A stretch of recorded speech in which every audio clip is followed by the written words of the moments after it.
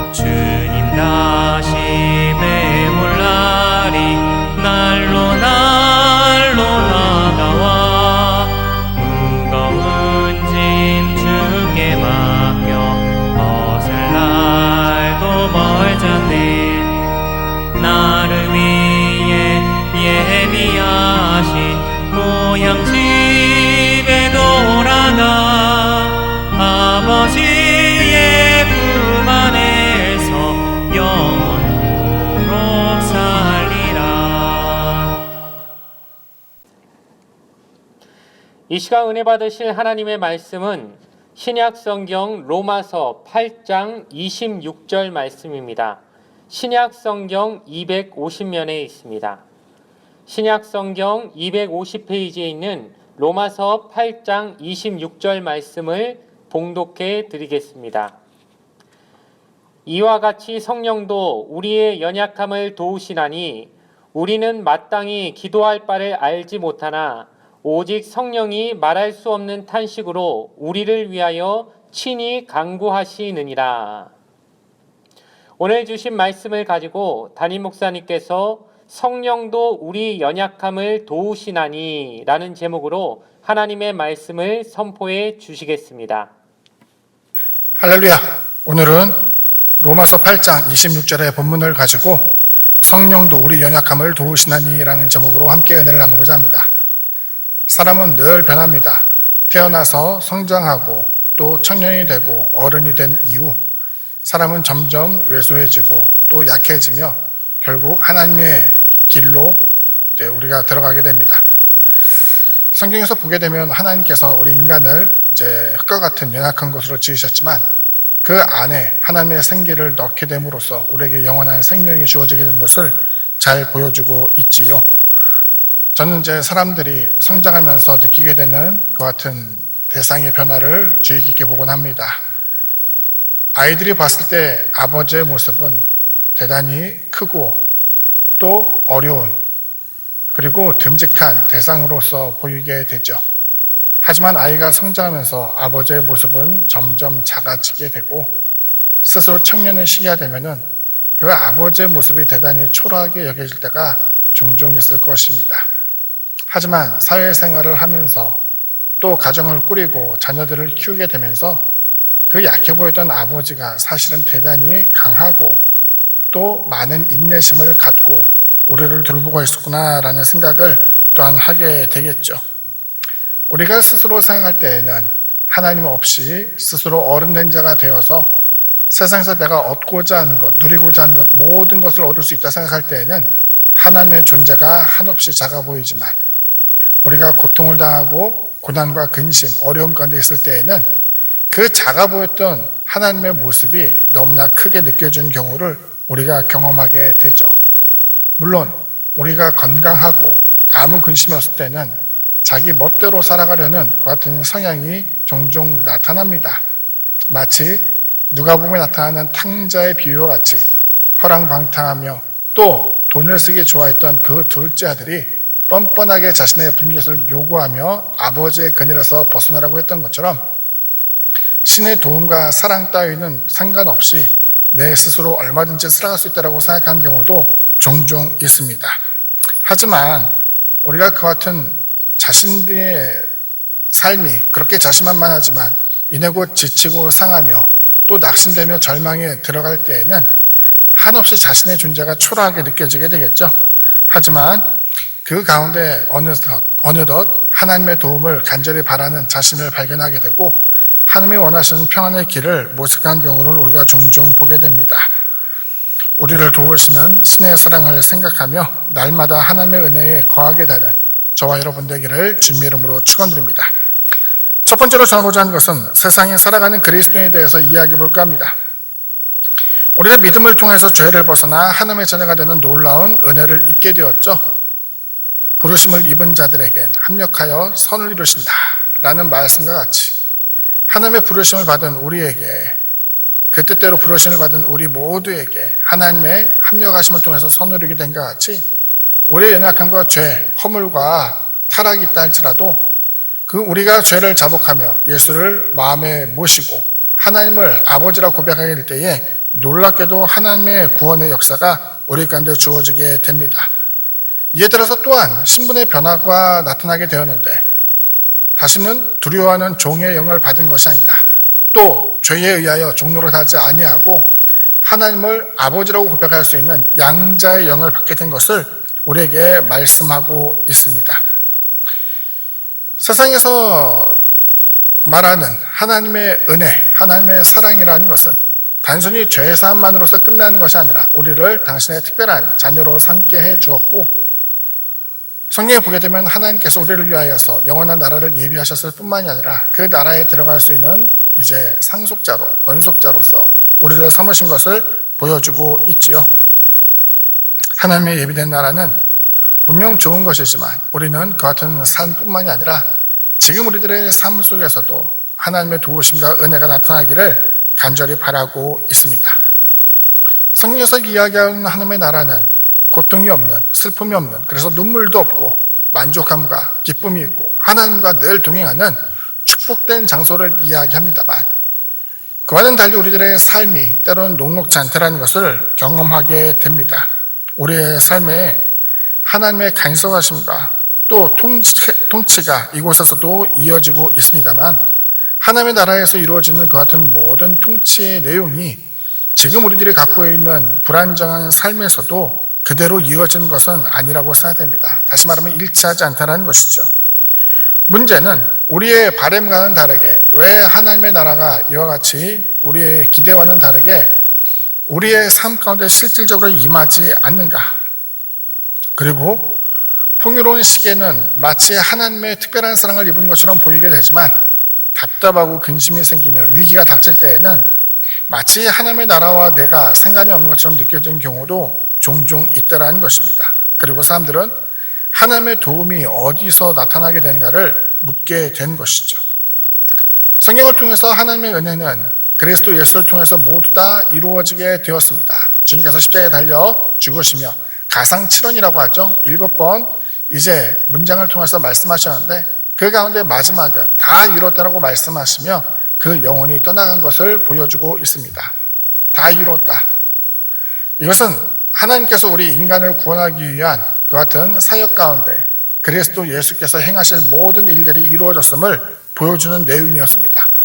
하지만 종종 많은 사람들은 이와 같은 주님이 다 이루셨더라는 내용을 통하여서 실질적인 우리의 삶 가운데도 하나님의 나라가 도움이 다 이루어질 것을 기대하곤 하였습니다.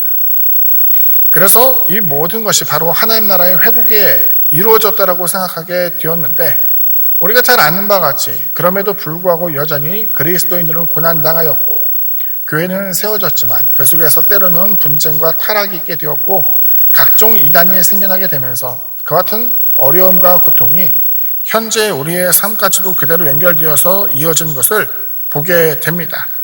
물론 우리가 가야 할 영원한 나라로서의 하나님 나라, 그리고 이와 같은 하나님의 나라는 반드시 우리 가운데 도래하게 되겠지만 실질적인 삶을 살아가고 있는 우리에게는 하나님 나라는 이미 도착한 반면 아직 완전하게 완성된 것은 아니라고 하는 이중적인 그 같은 모습에 살게 됐다는 것이죠.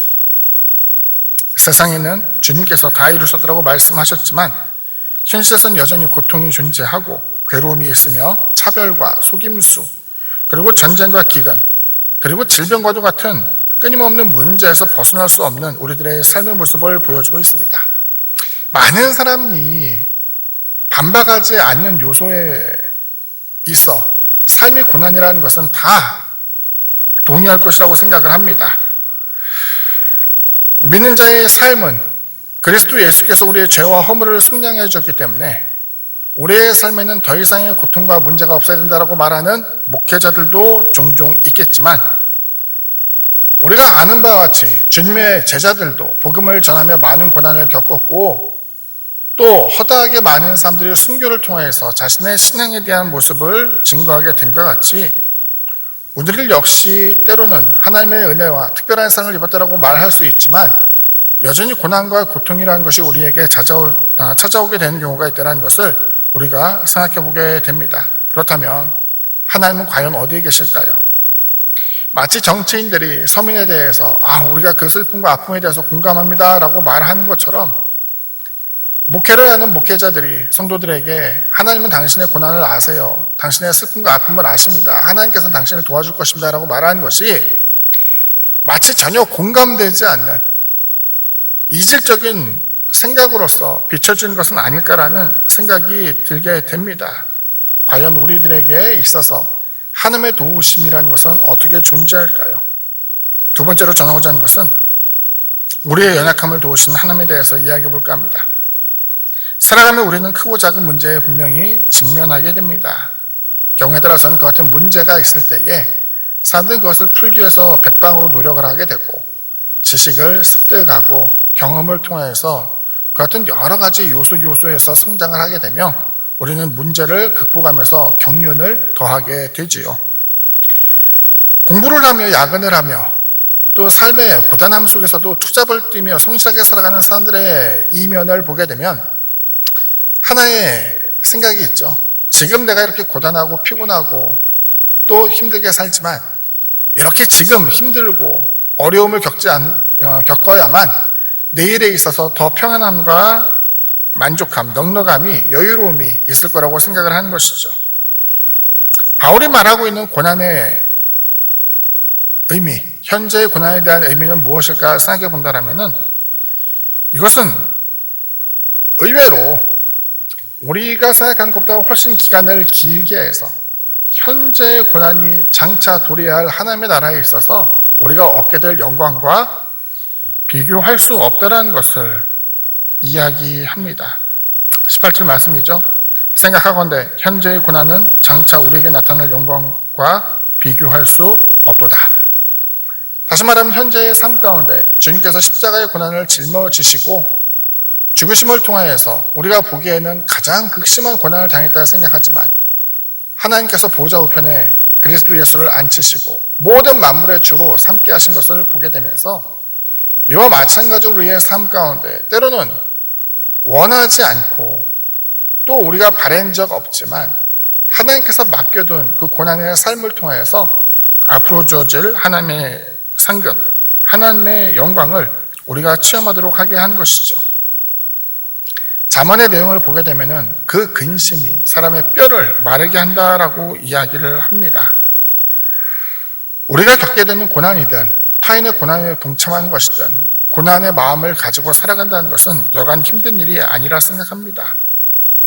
하지만 여기 종교개혁가에 있던 루터는 굉장히 특이한 말을 통해서 우리에게 새로운 생각을 갖게 합니다. 그것은 바로 고난에는 하나님의 유익이 있다라고 하는 것이죠. 더 강조하며 이야기한 것은 고난은 바로 하나님의 선물이라고 이야기를 합니다. 이해할 수가 없죠. 어떻게 고난이 하나님의 선물이 될 수 있습니까? 그런데 루터가 여기서 이야기한 것은 그리스도께서 고난을 당하시며 십자가 고난을 짊어지시고 우리에게 구원을 베풀어 줬는데 그리스도 예수에게만 그 고난을 당하게 하며 우리가 그냥 구경하는 구경꾼의 신세, 내지는 이것을 보면서 아무런 결단이 된 행동을 하지 않는 그 같은 모습이 되어서는 안 된다라는 것을 이야기하며 오히려 그 고난에 동참함으로써 고난 가운데 임하시는 그 그리스도와 연합된다라는 것을 우리에게 보여주고 있는 것이죠. 고난의 유익 가운데 하나는 바로 주님의 모습을 닮아가는 것, 그것 또한 있다고 생각합니다.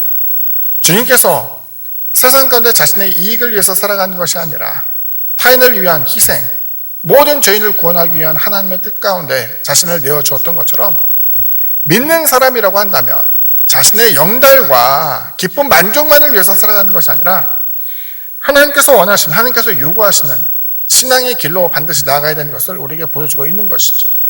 저는 이것이 정말로 쉽지 않다고 생각합니다. 고난에 동참하는 것을 기뻐하는 사람은 없고 타인의 고난 가운데 자신의 발을 묶어 쉽게 빠져나오지 못하게 되는 같은 고통 분담에 대한 길을 걸어가는 것은 정말로 쉽지 않다고 생각하기 때문입니다.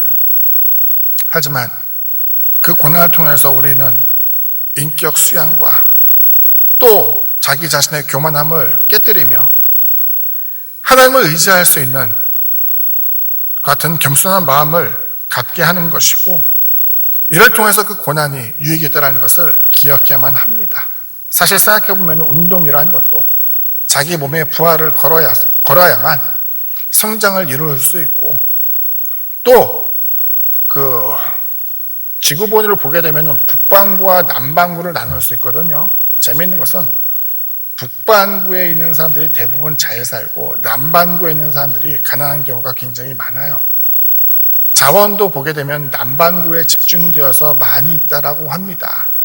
그런데 왜 그와 같이 가장 살기 좋다고 여겨지는 그 지역의 사람들이 그와 같이 부자 나라가 되지 못하는 경우가 있는가 생각해 보면은 오히려 결핍과 부족함이 자신의 위기와 어려움을 극복하려는 노력으로 나타나게 되고 이를 통해서 성장을 이루게 되는 것을 보여주고 있죠.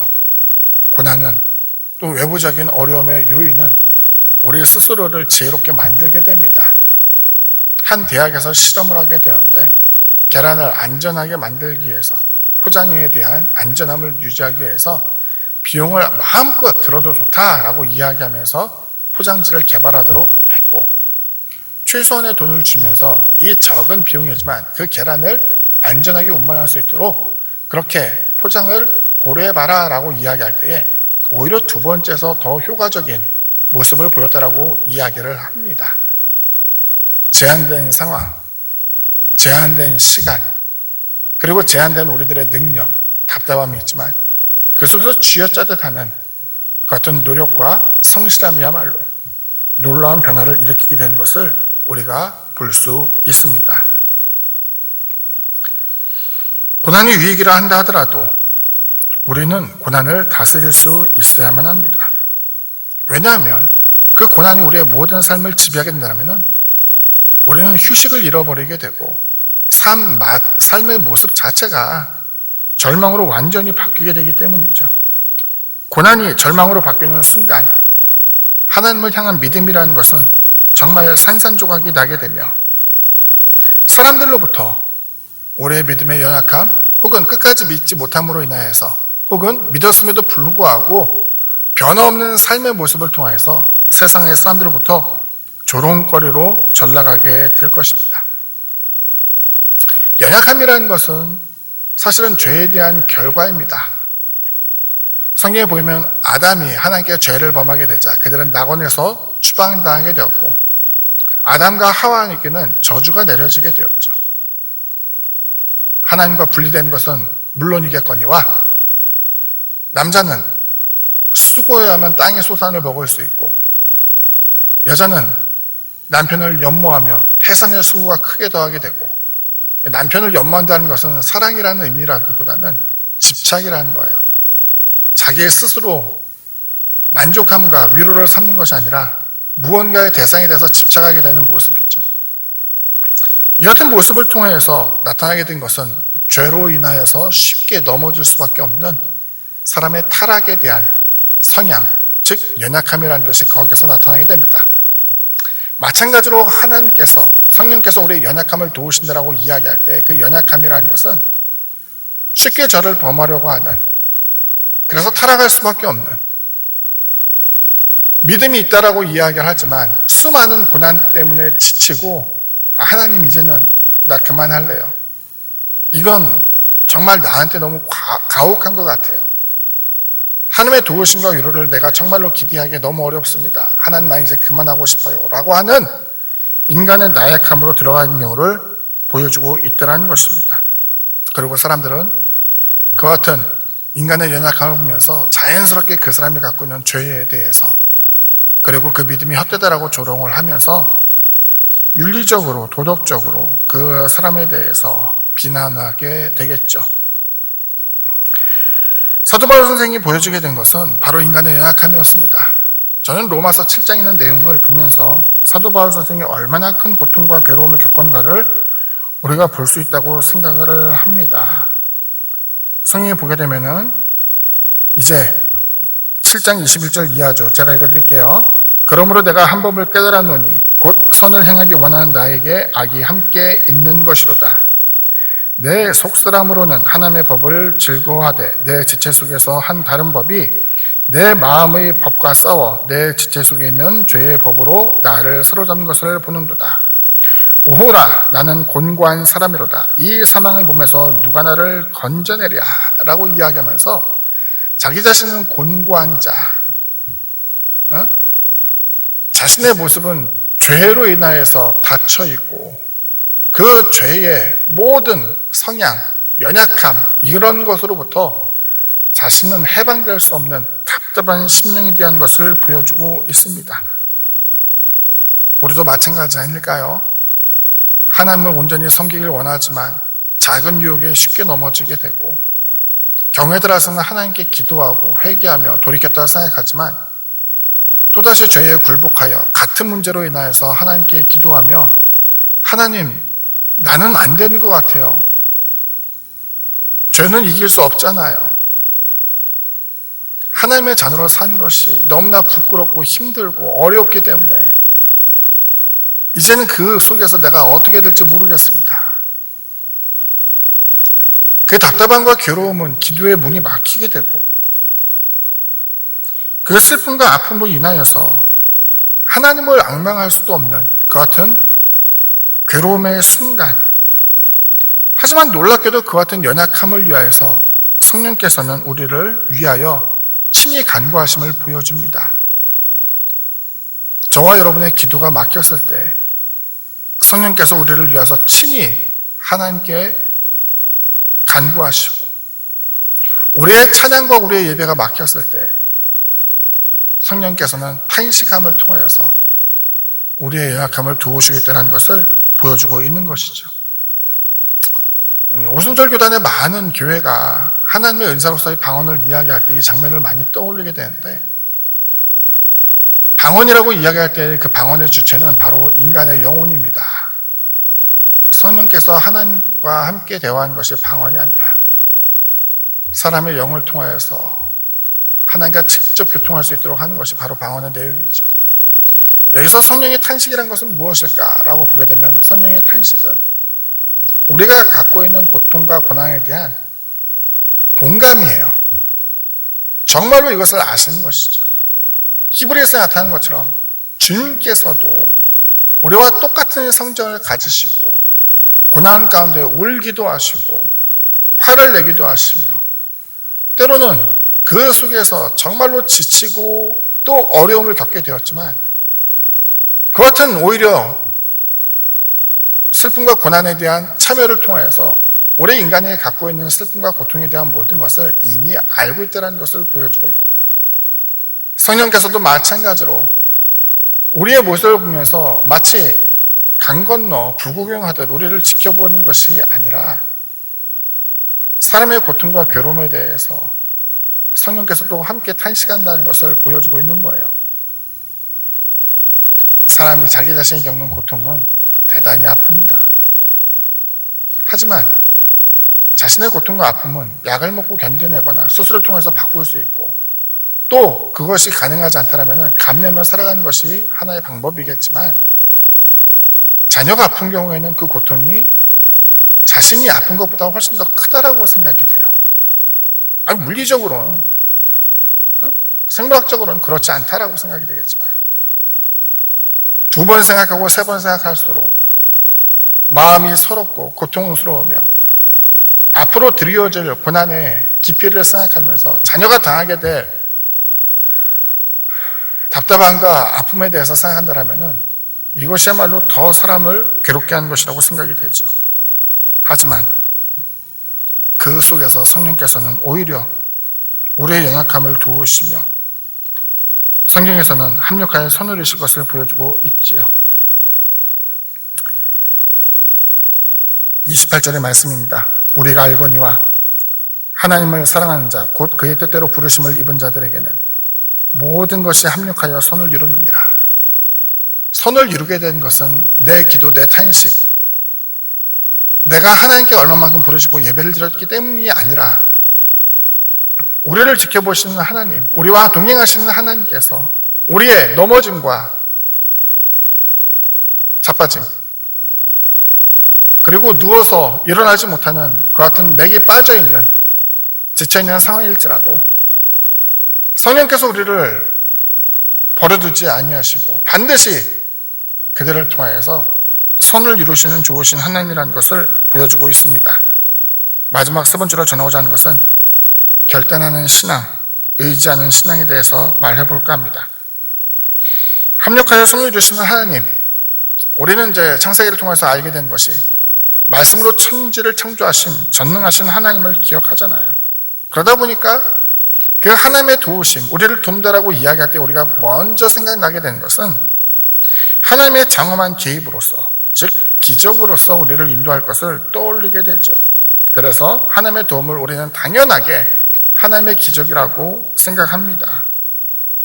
주님이 행하셨던 기적, 바울이 행했던 놀라운 능력이 오늘 현재를 살아가고 있는 우리에게도 동일하게 일어나기를 바라면서 말이죠. 그렇지만 우리에게 구원의 기쁨을 베풀어 주신 주님의 모습을 보면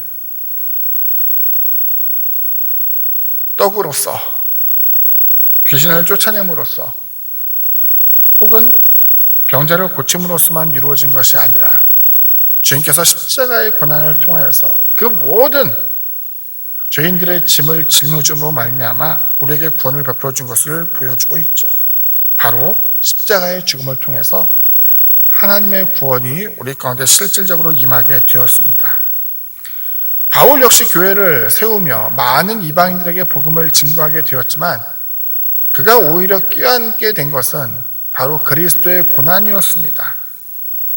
바울은 세상을 살아가면서 사람들의 지도자 내지는 안락한 삶을 얼마든지 영위할 수 있는 것처럼 보이게 되었지만 그는 주님의 고난을 자신의 고난으로 여기며 그 고난에 동참하기 위하여 순교자의 삶을 살았던 것을 보여주고 있죠.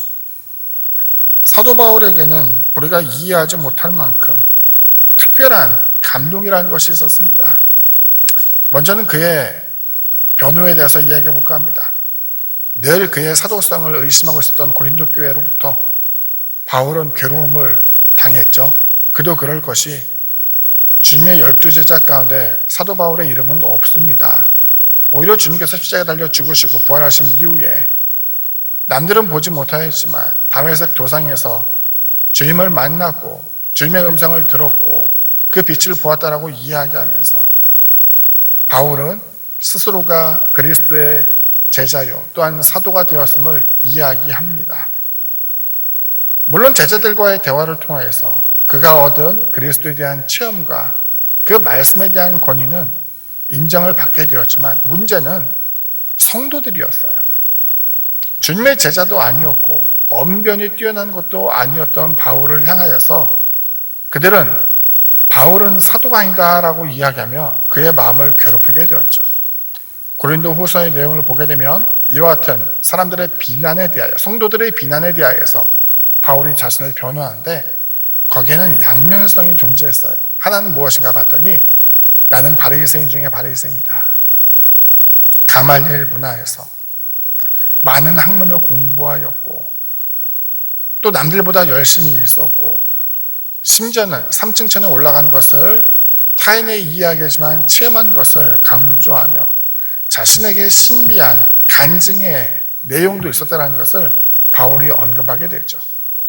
또 다른 내용은 그와 같은 신령한 은혜를 입은 바울이었지만 죄인들의 괴수라라고 이야기하며 그가 얼마나 깊은 죄의식에 짓눌려 있었는지 앞서 우리가 내용에 나타났던 것처럼 오라 나는 공고한 자라다 라고 표현했던 것처럼 사람들이 보기엔 대단한 신앙인인 것처럼 보이지만 자기 자신은 형편없는 죄에 의하여서 난도질 당하는 연약한 모습을 인정할 수밖에 없었고 사단의 가시 곧 자신의 힘으로 어찌할 수 없는 고난과 고통에 괴로워하면서 이 모든 것 가운데 자기 자신이 과연 하나님의 특별한 은혜를 입은 것인가에 대한 답답함의 심정을 이야기한 것을 또한 발견하게 됩니다. 여기서 바울을 보면서 참 고마운 것은 바울은 그 둘 중 하나를 선택하고 다른 것을 부정하지 않았어요. 둘 다 부정하지 않았죠. 둘 다 자신의 것으로 인정했습니다. 우리도 마찬가지 아닙니까? 교회 나와서 찬양하고 기도하고 예배드리며 금식하고 하나님께 많은 물질을 드리며 때로는 내가 하나님의 훌륭한 자녀요 라고 생각하면서도 이내 곧 작은 탐심에 의해서 넘어지고 죄인의 삶을 살아가는 그 모습에서 우리의 모습이 때로는 바울의 신앙의 모습과 별반 다르지 않다는 생각합니다. 물론 바울은 훨씬 더 훌륭한 사람이죠. 대단한 분이죠. 기독교를 발전시킨 위대한 인물 가운데 하나라는 것을 우리가 부정할 수 없지만 그의 삶에 있어서 내용을 보게 되면은 때로는 신앙인의 모습, 때로는 세속에 속한 사람으로서의 모습이 그와 같이 양면적으로 극단적으로 나타난다는 점에서는 비슷하다고 생각합니다. 하지만 바울이 여기서 이지한 것은 자기 자신이 아니었어요.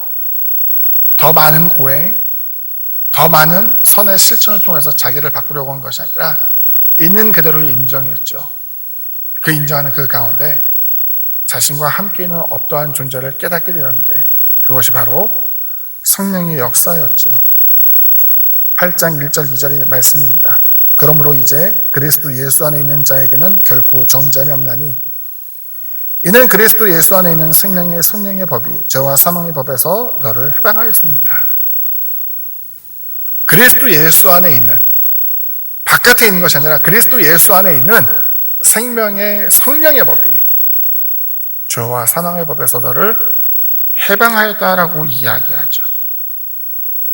우리의 약함 속에서, 아니죠. 오히려 우리가 갖고 있는 그와 같은 약함 속에서 위로하시는 하나님을 사도 바울 선생은 붙잡게 되었고 사도 바울의 고백이죠. 나의 강함보다 하나님의 약함이, 나의 부유함보다 하나님의 가난이 더 크다라는 것을 인정하면서 하나님을 향해 결단하고 자기 자신, 즉 사람이 아닌 하나님을 더더욱 의지하게 되었습니다. 믿음으로 주님을 따라가십시오. 그리고 그곳에 반드시 도우시는 성령의 은혜를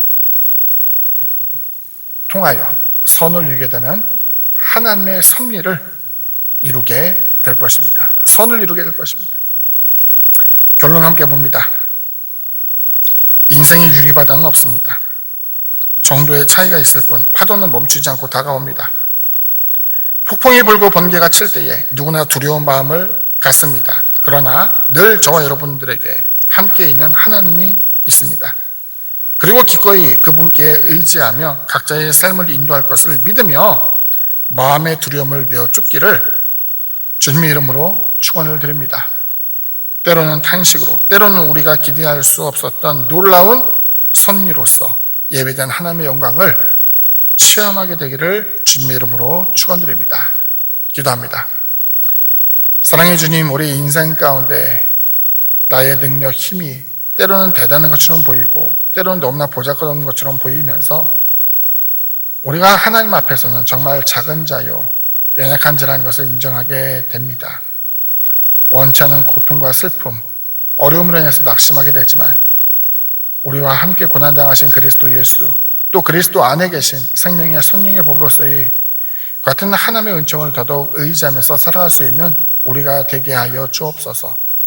죄를 짓지만 죄의 굴레에 빠지지 않고 속히 벗어날 수 있는 우리가 될 수 있도록 도와주시고, 고난을 통하여서 오히려 우리와 함께 호흡하시며 대화하시고 주님을 닮게 하는 같은 하나님의 놀라운 섭리를 통하여서 고난에 침륜당하지 아니하고 항상 그리스도와 함께 연합하며 살아갈 수 있는 성령의 인도하심을 받게 되는 우리가 될 수 있도록 주님 주관하여 주옵소서.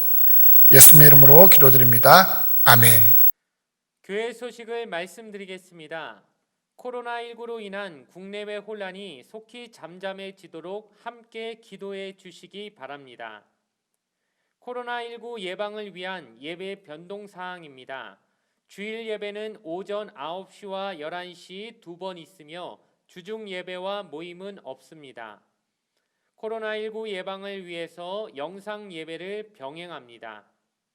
새벽 기도회는 영상으로 드립니다. 월요일부터 금요일까지 오전 5시에 전송해 드리니 원하시는 분은 교구장에게 신청해 주시기 바랍니다. 코로나19 확산 방지를 위해 타교회 예배 참석을 삼가 주시기 바랍니다. 당분간 신방 및 교구 예배 등 소그룹 모임을 하지 않습니다.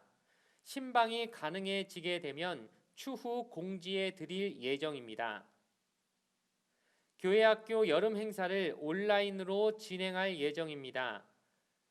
행사와 일정에 관한 표를 주보에 올려 싸우니 참조해 주시고 각 부서 교역자에게 문의해 주시기 바랍니다. 온라인 헌금을 희망하시는 분은 아래의 계좌로 보내주시고 헌금을 보내실 때 성명, 교구, 헌금 목적을 기재해 주시기 바랍니다.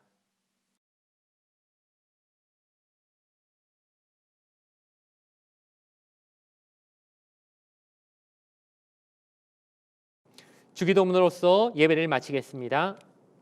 하늘에 계신 우리 아버지여, 이름이 거룩히 여김을 받으시오며 나라가 임하시오며 뜻이 하늘에서 이루어진 것 같이 땅에서도 이루어지이다. 오늘 우리에게 일용할 양식을 주시옵고 우리가 우리에게 죄 지은 자를 사하여 준 것 같이 우리 죄를 사하여 주시옵고 우리를 시험에 들게 하지 마시옵고 다만 악에서 구하시옵소서. 나라와 권세와 영광이 아버지께 영원히 있사옵나이다. 아멘.